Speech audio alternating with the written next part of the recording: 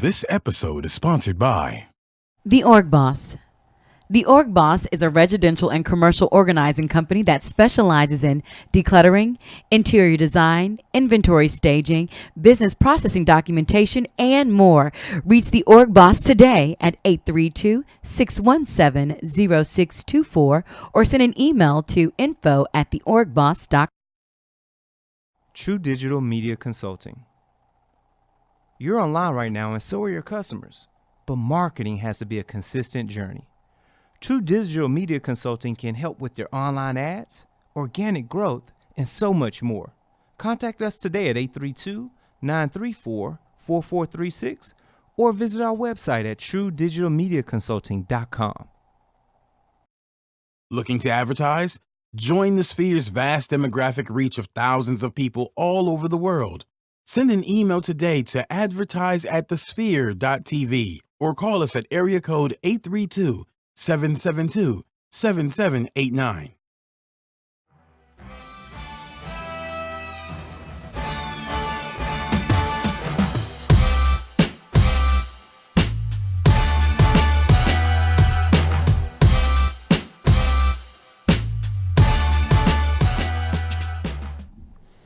Hey, yo, what's going on, my peeps, and welcome to Startup Masters. That's right, the perfect place if you're thinking about starting a business or you have a business and you're just looking for that difference maker. You're looking for that differentiator that's going to set you apart from the rest of the competition that's already out there in the marketplace. I'm your host, Kalia Guillory. You can catch me and find me on all social media platforms. The easiest place to catch me is at kogpassion.com. That's my website, and I am beyond happy that you decided to spend some time with us this evening to sow back into yourself so you can sow back into your business. G, What's up? what's going on with You know you? what it is. I already know. I heard you over there. What did you hear? I heard a little Tell me. something. I heard the double D's come out over there. I heard you though. We'll let people come back and follow on to that. What's up, good people? Welcome back to Startup Masters. I'm your co-host, Gary Lee, also known as G Hawkins. And of course, you can find me anywhere online. Facebook, Instagram, Twitter, Snappity chatting at G Hawkins. That's G Hawkins with a Z. And we're back with another powerful episode because we bring the content to you when it comes to entrepreneurship. We're talking with people that have been through the trenches, that have dug the mud to take their business to the next level just from the state of thought, the state of vision, and bringing that thing to fruition so they can sow seeds into other people's lives. And why not have the conversation here? Why not give it back to the people? That's what we built this for. Am I right, KG? I mean, the whole purpose of this is so that people don't have to go through the same mistakes that we have. Come on. So that they don't have to skin up their knee to the White meat. Oh, Team Come No on. White Meat is right here on Startup Masters. Sound effect, We because do. it's so real. It's so I had real. a scrape a couple of days ago. Did you? And it keeps, but it's okay though. It's okay. It's okay because it's about the journey, folks. For those That's that what are it tuned is. in right now, you're sitting in your car, you're listening to this on SoundCloud, or you're chatting on your at home across your Xbox, and you're watching this via a live stream. It's about the journey. When it comes to entrepreneurship, we're not concerned about the destination. We're not concerned about the end per se, but you've got to enjoy that walk. You've got to enjoy the strides you take each and every day to take that business to the next level. And we bring people to the table to have these key and conscious conversations so it can help your business so you don't have to make those same mistakes.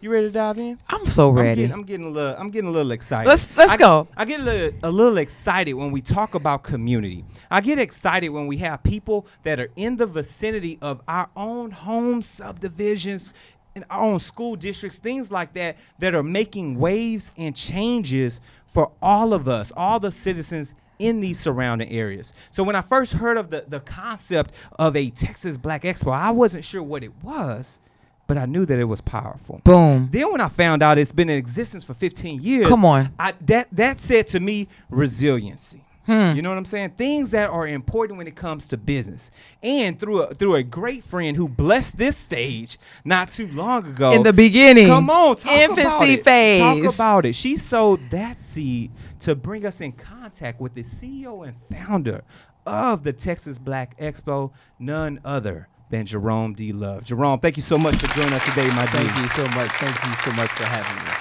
It's a pleasure to be here. Good deal. Because Happy this to is what have we you. do. Now, I'm glad you got the suit unbuttoned because it's about to get real at this table, All man. right. You know, we like to take people along this journey. We like to start at infancy of that business. We like to move to where you're at today and the things that are happening now. And then, of course, we like to take people to that future aspect, that 5, 10, 20-year plan. You ready to hop on this journey with our followers right now? Let's make it happen. Let's do this then. So, take us back in time, my G. Take us back to that moment in your life when you said, you know what? We should have an expo of our own here right in Texas. What was going on? Well, it's an interesting story. I actually started my first business when I was 19. Okay. I went to college.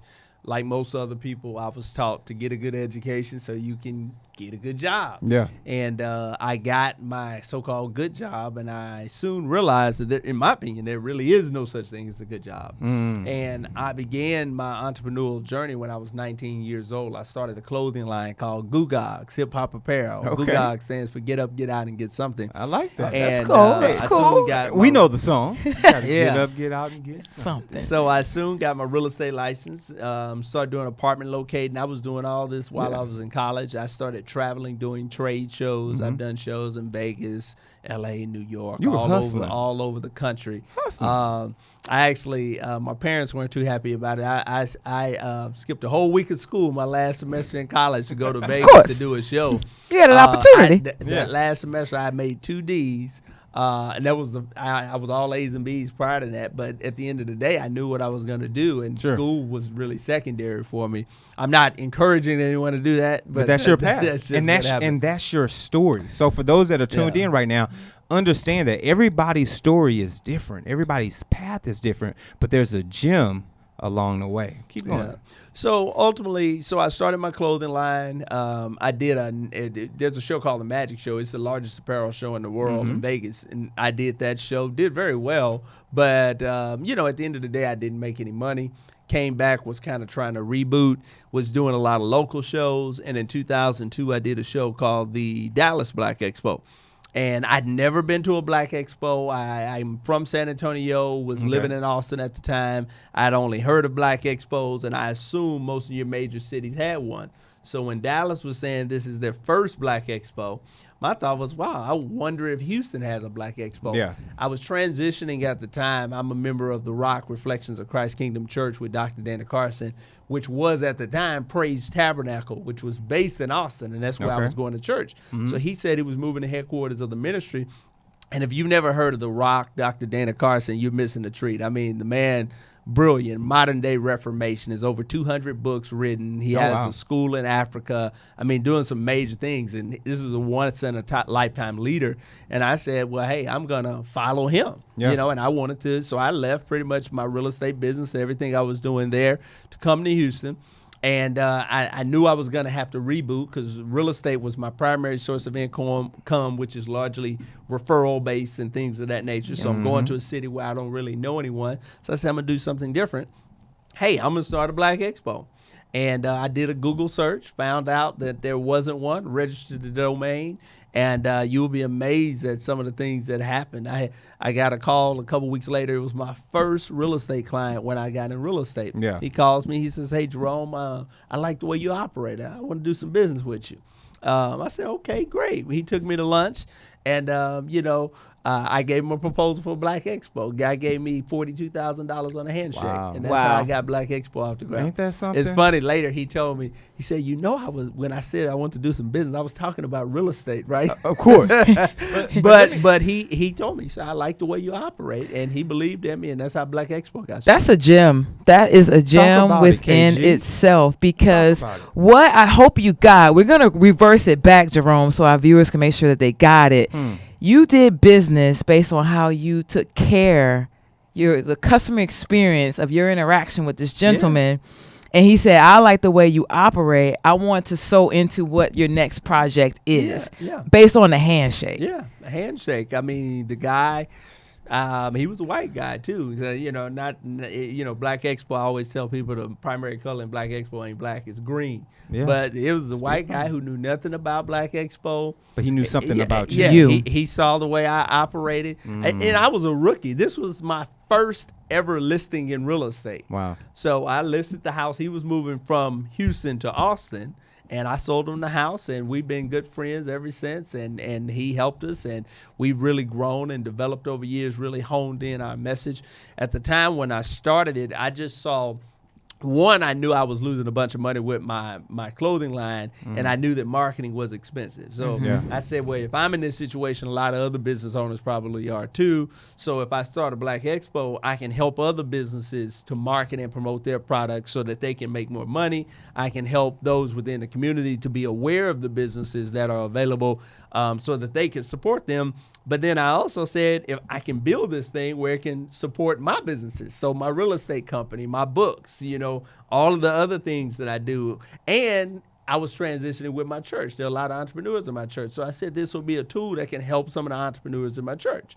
So that was how we got started. So let me Go ahead, G. Go ahead. Come close, Facebook Livers. Come on in here. Let me tell y'all something. For those that are tuned in right now on Facebook, and please say what's up on Facebook. We've only got a few more minutes, so if you got questions for Jerome D. Love right now, make sure you drop those in Facebook Live so we can get them to be answered live on the show, or just say hi so we can give you a shout out. But I want to make sure y'all caught these two gems that I just picked up. First and foremost, never burn a bridge. When you cross that bridge, you bring other people over it. But most importantly, when you're first walking across it, you know the bridge builder because you're part of that team. You've got to make sure that bridge stays intact. You've got to make sure that whoever you've networked with, you sow into these different, the fostering these relationships that you're curating at the time, whether it's business or pleasure, whatever it is, because you never know where you can be a benefit to them or they can be a benefit to you. Secondly, when you're building businesses as an entrepreneur, it's not about you. You got to be servicing the people. You've got to service those around you. Texas Black Expo was built for other entrepreneurs to get their dreams out. It was built so that they would have a platform in an area where they're able to continue to thrive in a marketplace and get visibility. Those things are important when you're building a business. Think about that. Are you building that business for you, or are you building it for the people? I just have to listen. You feel me? Number 3. Come on, let me go ahead and piggyback. to the list. Time is not a qualifier. Come on. Jerome didn't have this relationship for decades and decades at Talk a time. about This young man said, I like the way you're making moves. I want to make moves with you. So I'm going to make sure that I invest in you. And he freed him up a lot of time, I'm sure, because you had money in your hand. Now you can go and do the things that you needed to do. Yeah. Well, I mean, I think this is a great point of the show because this portion of the show is sponsored by Org Boss. Now, has the clutter in your home or office gotten out of hand? Are you sick and tired of spending way too much time trying to find the things you need on a daily basis? Keyword, time. If so, then give the Org Boss a call so that she can help you create organized, functional systems that match your personal lifestyle. The Org Boss is a residential and commercial organizing company that specializes in decluttering, home staging, interior design, space planning, inventory staging, and business process documentation for growing businesses looking to formally document their procedures. Call the Org Boss today at 832-617-0624 or send an email to info@theorgboss.com. That's info@TheOrgBoss.com. There it is. So, Jerome, I'm willing to bet after you receive $42,000 seed money that perhaps some things just didn't go as planned. Oh, not a lot of things didn't go as planned. Share with our viewers, share with Gary and I some of those adversities you had to overcome, because I think as an entrepreneur, we think, oh, it's just going to all fall into place once I get this seed money. Once I get this one thing, everything is just going to happen the way it's supposed to. Well, I think that's true. I think I started like a lot of entrepreneurs, and unfortunately, I mean, I'm black. I'm African American. I deal with a lot of blacks and a lot of African Americans. So this may be a biased statement, or it may be a true statement. I don't know. I've never done any statistics, but I think a lot of African Americans and minorities in general, they go into business hoping for things to happen. They're wishing for things to happen, and Basically, there are certain fundamentals that you have to have in business in order to be a success. And at the end of the day, when I started, I didn't have any of those things. If you would ask me what a balance sheet was, I wouldn't have known. I didn't know what an income statement was. I didn't know really what terms were. I was paying everybody upfront cash, and I didn't have a cash flow analysis. It was just a very challenging. The first year it was fun though, because there was no worries. When you don't know what you don't know, you just happy. Oh, we got $20,000 in the bank, and don't realize that one check is ready to be gone when you pay the deposit on the venue. Next week. Or you need to hold some tax money back. Yeah. Oh man. So, but we started the Expo. Year one, we were in the hole about 80 grand. Year two, we broke even, so that meant we were still in the hole 80 grand. Year three, we ducked lawsuits all year long because everybody that we owe from year one, we say give us till year two and we'll pay you. But we knew if we did year two, we couldn't take, we had to maintain the relationship that we had so we could have a year three. So we paid everybody from year two, and then the people from year one was mad. We made it to year three, made enough to pay all of our expenses that year and to pay back the people from year one. So now we're on ground, starting from ground zero. Yeah. And then year four was the first year that we actually made a profit, and I was actually able to take a salary. But there were just so many things that I learned through the process, but it's been an enriching experience. Like you say, at the end of the day, for me, one of the best things is being able to see other businesses prosper. It is funny because I remember that first year when we were in the hole and I didn't know how we was going to make it. People would come up to me and say, "Oh, Jerome, I made so much at the Expo. Oh, my business doing this. We about to open this." And I was like, "Oh, thank you. Great." And I'm broke. Right. You haven't paid yourself yet. I hadn't taken care of myself. Yeah. We didn't have any resources to pay myself. But I believed in it. I was doing real estate again, so that was what I was doing a year round, and then kind of doing the Expo on the side, and then it just began to grow and flourish, and God began to bless it. There it is, man. There it is. I hope y'all caught that, Facebook. Well, what's up, Misty? We see you. Tina, we see you in the building. We want to say thank y'all so much, of course, for tuning in on Facebook Live, for those that watch us live now, for those that do watch the Facebook Live portion later. But remember, we only shoot for roughly about 15, 20 minutes of the Facebook Live portion, so you've got to go subscribe. So head over to the sphere.tv/Startup Masters, and we got a few options for you. You can find us right on iTunes, SoundCloud, Google Play Music, Stitcher, Spreaker, iHeartRadio. We're on your Amazon Alexa right in your kitchen or in your bedroom. So we're in all those places. And, of course, while you're there, share this out. Share it with your family, your friends, your colleagues. Share it with your loved ones. Share it with your haters. Share it with anyone and everyone that you know that may be enriched when we're having conversations about entrepreneurship. And, of course, give us that constructive criticism. We want to know if we've got a great show for you. So hit those likes, dislikes, hit those stars. Leave us some feedback so that we can continue to build a great show that sows back into you.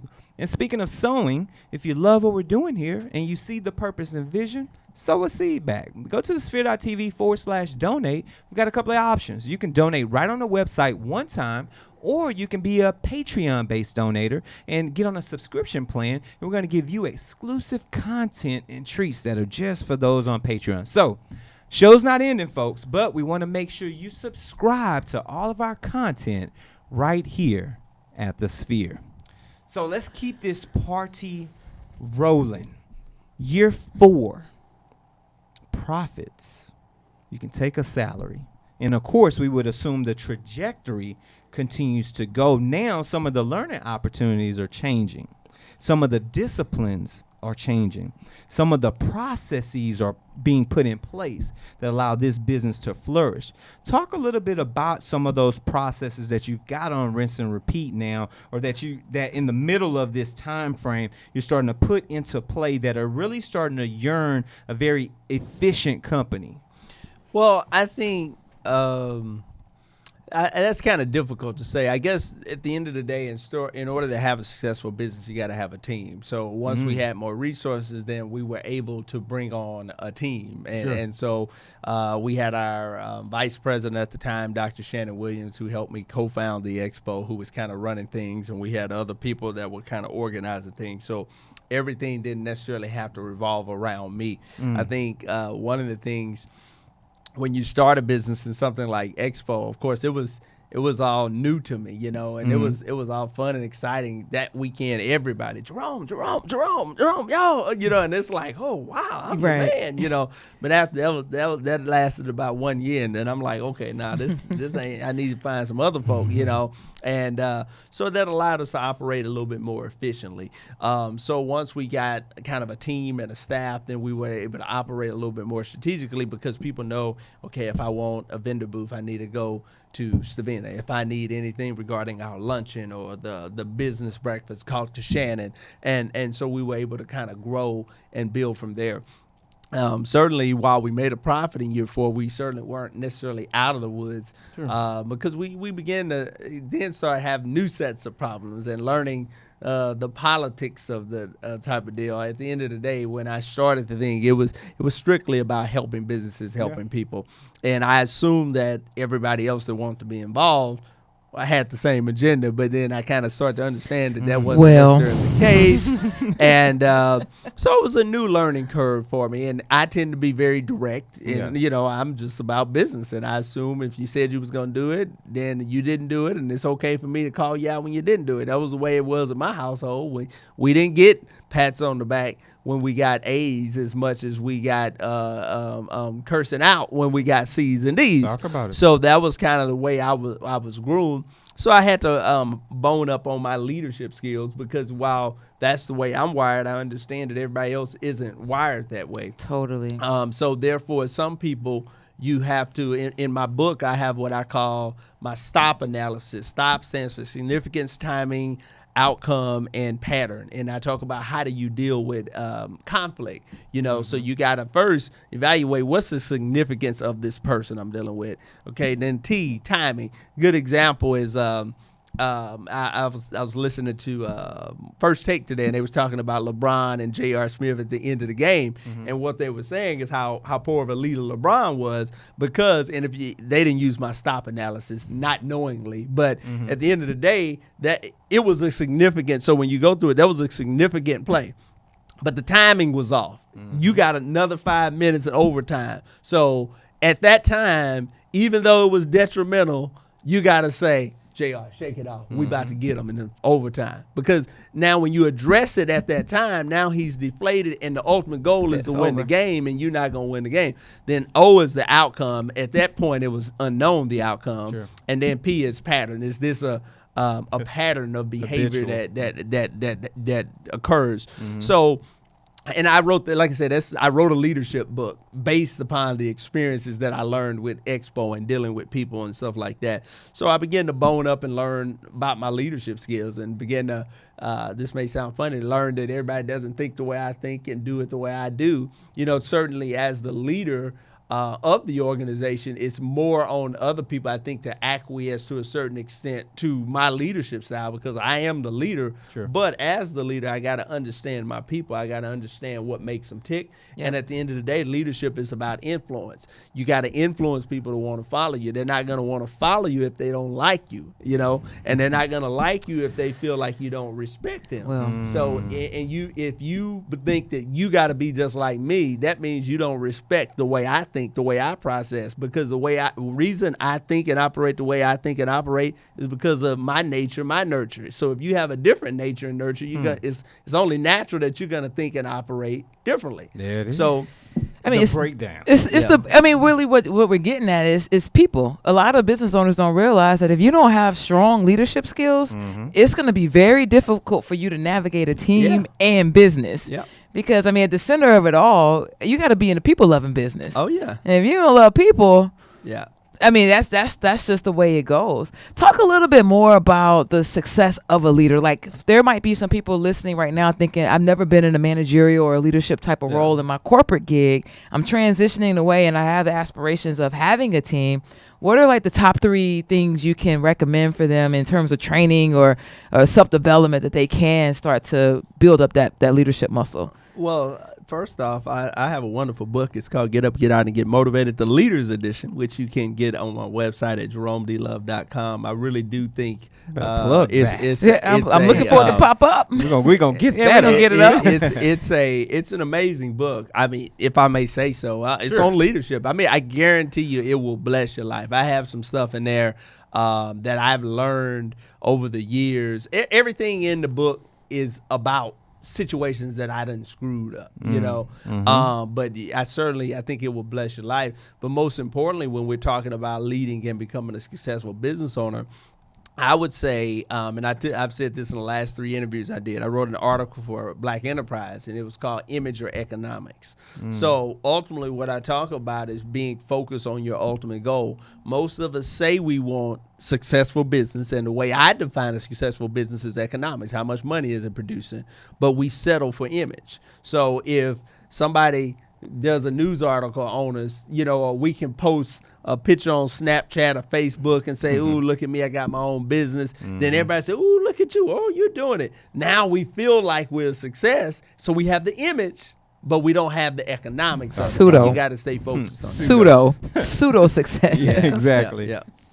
And it happens. But for me, like, I started Black Expo. I was living, for all intents and purposes, in the hood with 2 roommates. I was 24 years old. My rent was $860 a month.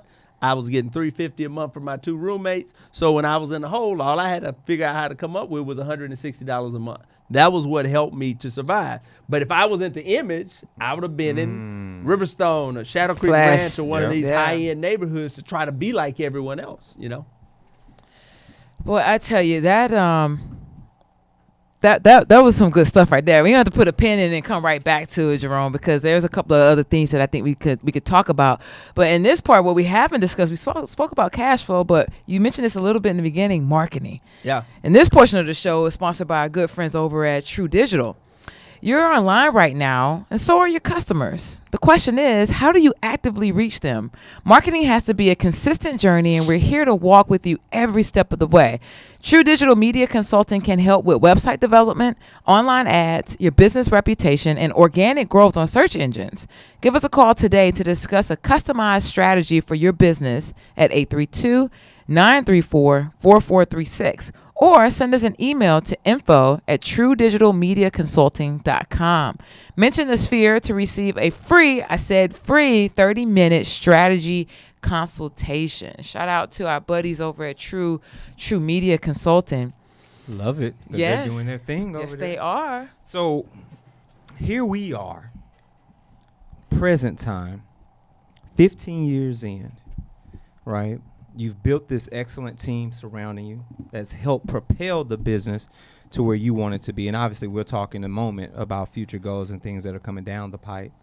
But today, with everything that's surrounding you, still being in the position you are, what are you doing to carve out that free time? What are you doing to sow back into yourself so that you can be that dynamic leader you need to be? Well, I do a lot. I read. I like to read a lot. I also like to travel. I kind of got this international traveling bug, so I like to get out. South Africa. I've been to Africa a couple times. I love to go to Europe. So, those are the things that I do. But outside of Expo, my primary thing is real estate and real estate development. So I do work in several neighborhoods throughout the city of Houston and surrounding areas doing development. And honestly, while that's work, it's kind of I don't know. It's not stressful work, and you realize that you're building wealth for your family and for your future and stuff like that. So I kind of enjoy doing that. And of course I do have 4 children as well. So I enjoy kind of, well, surely they take up a lot of time. So yeah. I would expect that. And I think that it's important to share those stories because a lot of times people do get caught up in the image that you talked about on the front side, but we're all still humans. We're all still people. We all still breathe. We put our pants on. We have to continue to sow into self so that we stay balanced. And talk a little bit more, peel that onion back a bit about the importance of having these work relationships that you've built that don't feel like work. So I would assume that takes your stress level down. It allows you to really do things not just for self, but you're doing them for the joy of others, would you say? Certainly. In order to be a success in anything, you got to have people around you that support you, and you got to have a team. Like I say, the John Maxwell talks about influence being the foundation of leadership. So you can't influence people if people don't like you, and it's, I forgot the quote. He says something to the effect of, if you call yourself a leader and no one's following you, you're just taking a stroll or something along those lines. I was on another radio show the other day, and they talked about the CEO versus the MEO. And I said, well, people don't understand the C and CEO is chief, but if there are no Indians, no one's following you, then you're really not a chief. You just own your job. Yeah. So you just kind of gotta understand that, and we started a a Hurricane Harvey Small Business Relief Fund in the wake of Hurricane Harvey. Very nice. So we gave out 25 $1,000 grants to business owners that were struggling and in need. And, one of the things that one of the talking points and one of the things that made it real to me was that the most effective use of capital in a time of a disaster is to support small businesses, because small businesses support communities. Yep. Those sometimes when people, when they think of this business owner, they have this old image of Scrooge McDuck in a vault swimming in gold coins. Yeah. But, people say, oh, why don't you give the money to people in need? Well, don't you understand it's a person that owns that business? Right. Don't you understand that person has a wife? Don't you understand that that person has children? Don't you understand that that person has employees who have wives, who have children? Don't you understand that that person buys products from a vendor who has a wife, who has children? So it's a trickle-down effect. Sure. So it's important to understand that businesses, like you said before, building businesses is about building people. Yeah. It's our ecosystem. Each and every time. Yeah. I think a lot of times we have gotten under the impression that businesses are just these self-sustaining magical unicorns that live and thrive, and everything it's always in the black, and that's not the case, especially not at the infancy, which is what we like to talk about here at this show, and bring people to that awareness to say, no, it's the norm to start off in the red. It's the norm to lose for a couple of years. For several. Okay, three or four years to be in the red. And do you have that dexterity to push through? The reality is, I look at it like a child, and I wrote this concept in another one of my books. It's like a baby. What book was that? It was Get Up, Get Out, and Get Motivated, the Entrepreneur's Edition. So I have a 3-series book that I wrote. They're all Get Up, Get Out, and Get Motivated. The Leadership Edition, the Entrepreneur's Edition, and the Student Edition. Okay. But when you have a baby, that baby is hungry, and that baby needs to eat, and that baby's going to need to eat a lot. But if you choose to prioritize your needs and say, nah, I'm going to eat today. You ate yesterday. Matter of fact, you ate 4 times yesterday, and I ain't even eat.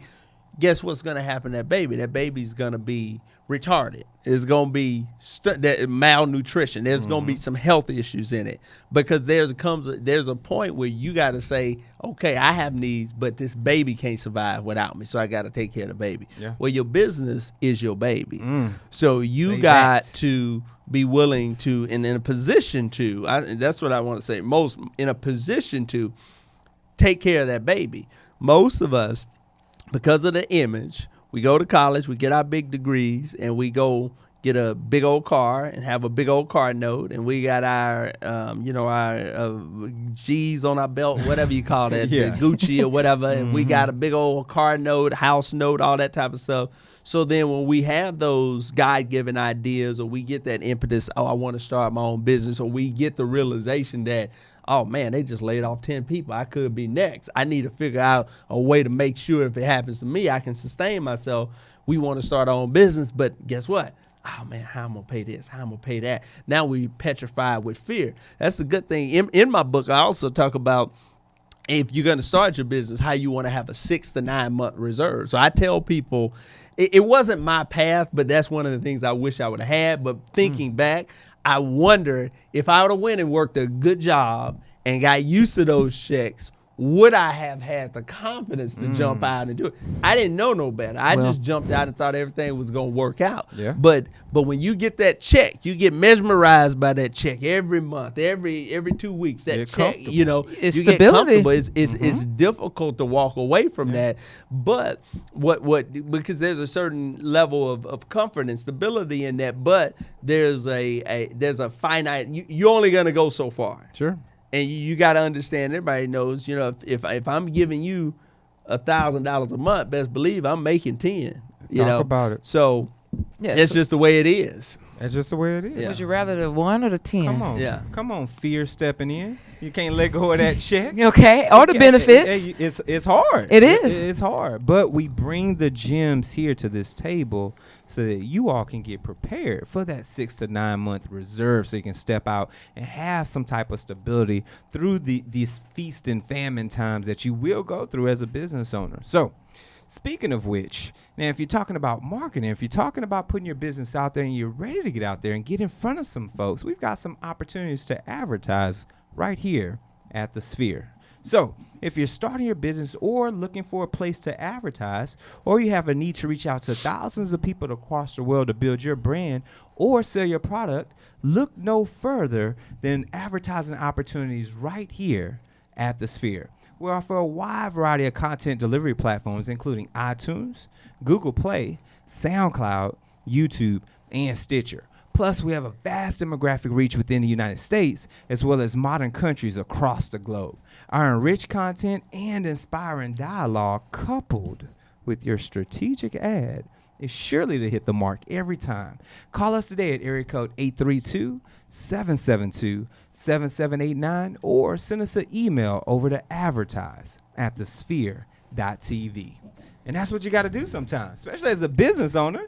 You got to get out there and put your business out there. What people fail to realize is that sales and marketing should be 90% of your bucket. Come on. Because without the sales and without the marketing, and how people gonna find out how great your product is? Come on. Sometimes you think you're in the product business. You might need to be in the marketing business. Hey, You might need to market that product, and that's what your focus needs to be. But that's a completely different episode, day, right? For another day.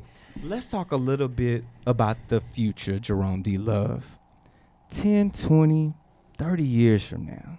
I'm talking Texas 2050.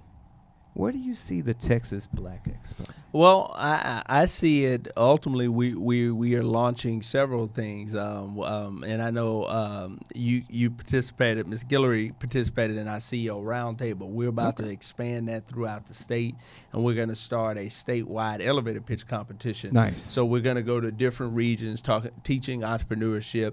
We'll have regional competitions that will culminate at Black Expo with a statewide competition. Next summer we'll be launching our youth entrepreneurs program.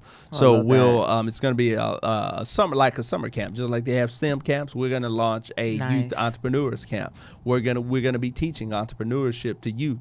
Once again, we believe ultimately the vision of Black Expo. We believe that each and every person should be empowered to choose their own destiny, but you can't be empowered to choose your own destiny if you don't have the resources to do so.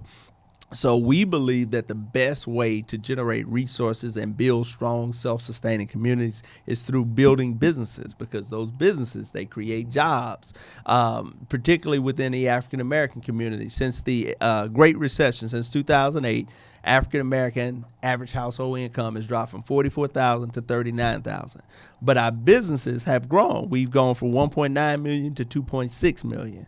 But when you look at the numbers, African-American businesses they have a total of $75,000 annual revenue, whereas all other businesses average $72,000 take home.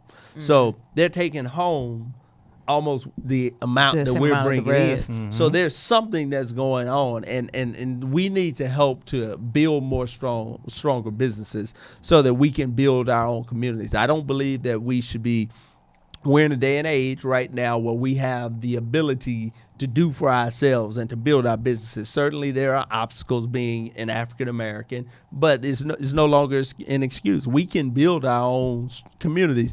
We are a $1 trillion consumer group. If we supported our own businesses, it's no way they wouldn't be a success. Come on. But we got to have the right mindset and the mentality of building our communities. You know? Sure. Short and sweet. I mean, I truly agree. At $1.3 trillion of buying wealth that we have, right? Higher than the GDP of Russia.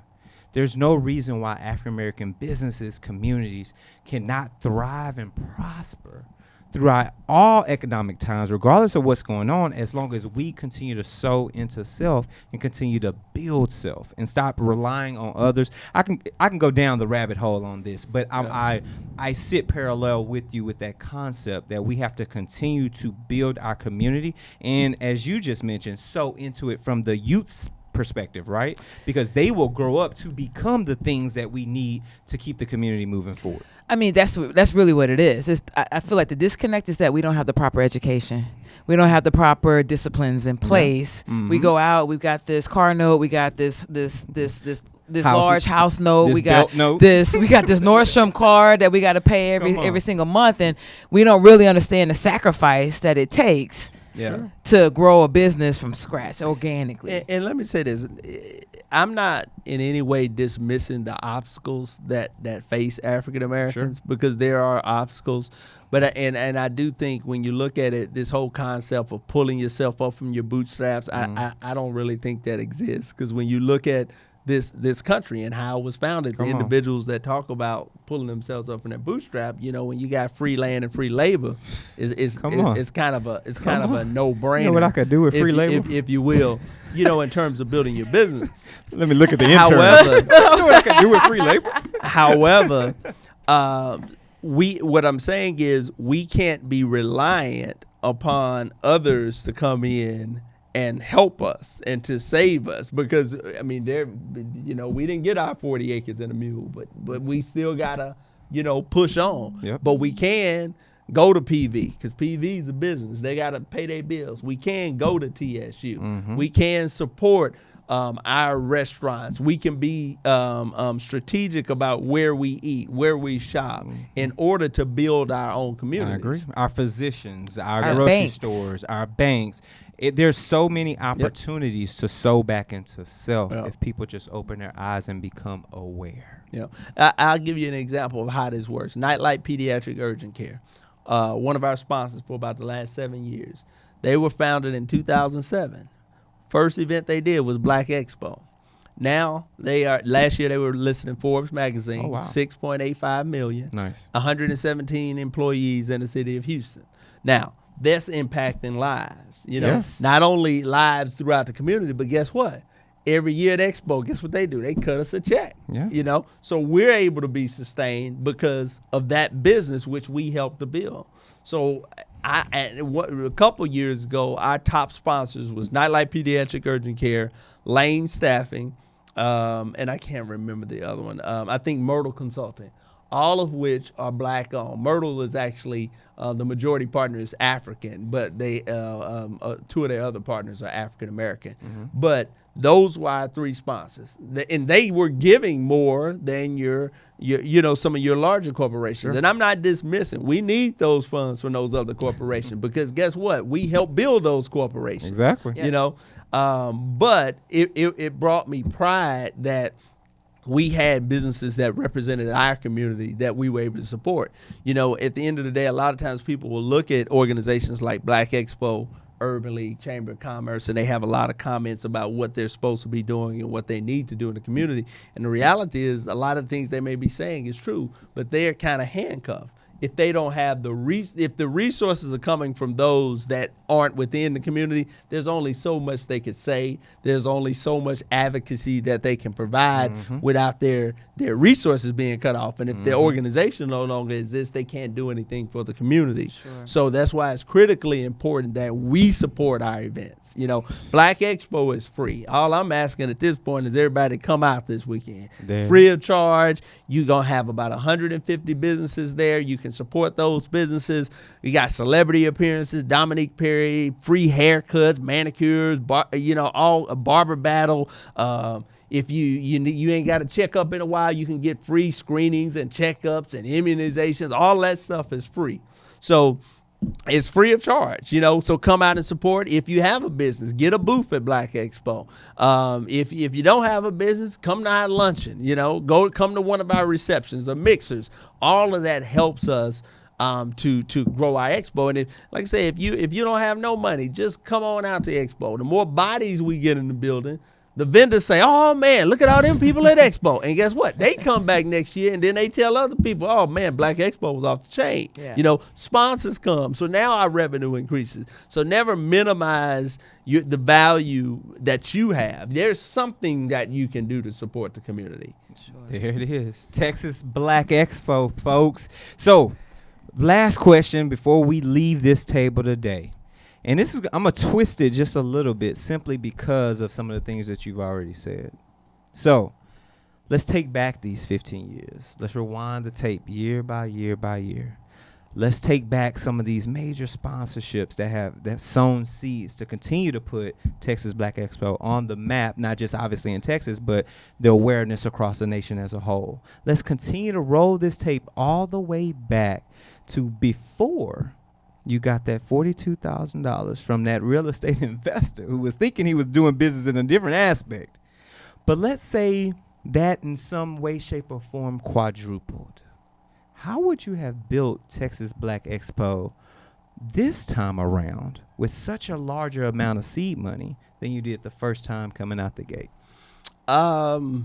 That's a kind of a difficult question. I don't think it would have been good to give me that amount of money because I didn't really know what I was doing with it. I didn't understand marketing. I didn't understand people. I was running, the expo was in May, and I was running TV commercials in December. My thinking was, oh man, you're going to run these commercials. This is going to help me boost my booth sales. I didn't understand we ain't gonna buy a booth until 30 days out, and we don't mind paying late fees, Right. So all of that marketing needs to be concentrated into, that last 30 days, that last push. That's why, so I don't know that there's anything that I would have done differently. Sure. Well, I guess if I have the knowledge that I have now, I would have set up a reserve. I would have had some money on the side, understanding that there are going to be some ups and downs. We went from 2008 to 2009. I think our sponsor revenue went from, we would cut in half, over 50%, about 60%. Wow. That was when the economy collapsed. Yeah. So Washington Mutual was our official bank. They're gone. Oh, they're gone. Jerome Motors was in chaos. They were gone. Yeah. Those two alone was about 30% of our sponsor revenue. Wow. Shell used to partner with us, and then oil and gas prices were all over the place, and natural gas. So they were gone. We lost a tremendous amount of money. So at the one end, our budget was up here, what we were spending, and we were thinking we were going to generate the same revenue. Sure. But then when the revenue dropped and our spending was here, now we're back in the hole, and so it's a lot of things. But at the end of the day, I think the biggest thing that I would have done differently, and I realized that I should have done then.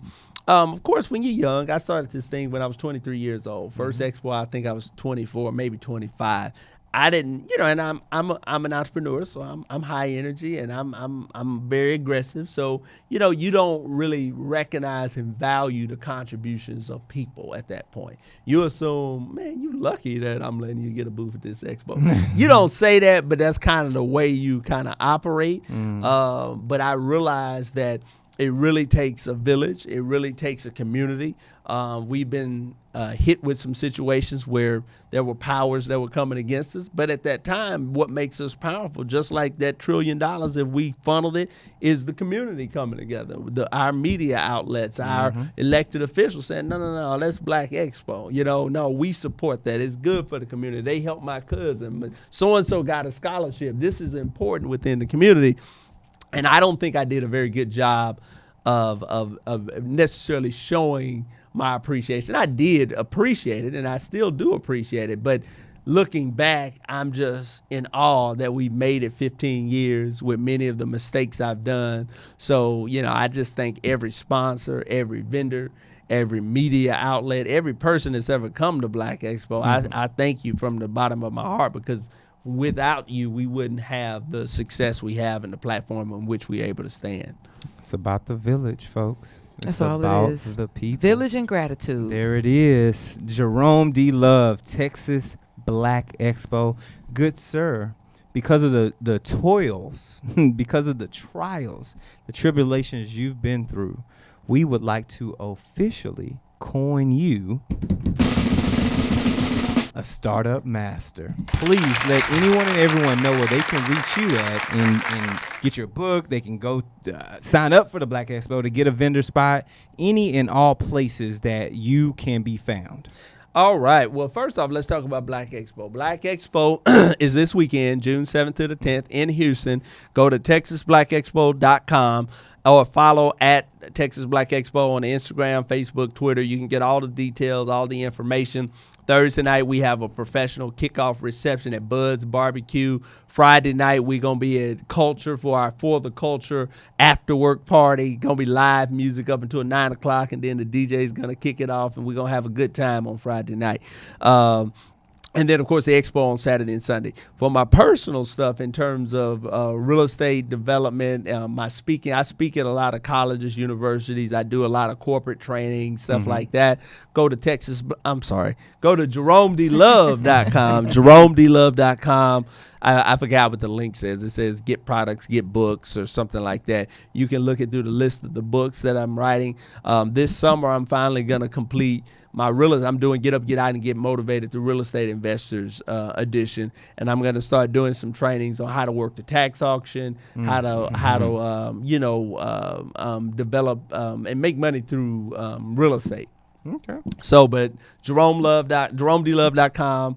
All my personal social media is at Jerome D. Love. So my Instagram, Facebook.